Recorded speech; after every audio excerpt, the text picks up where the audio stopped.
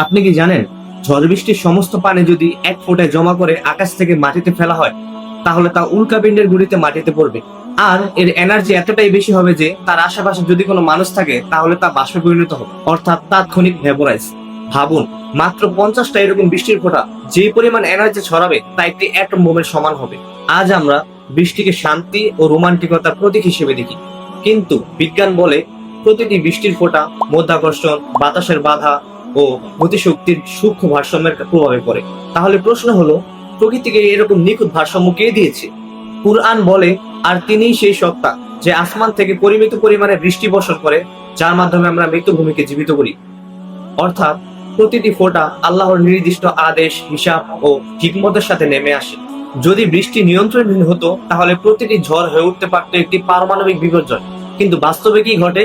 বৃষ্টির ফোঁটা শুধু ছাদে টুকটাক ঝরে পড়ে, কোনো ধ্বংস ডেকে আনে না। তাহলে বলুন, এটা কি নিছক কাকতালীয় ঘটনা, নাকি এর পিছনে লুকিয়ে আছে আল্লাহর হিকমত ও রহমতের প্রমাণ?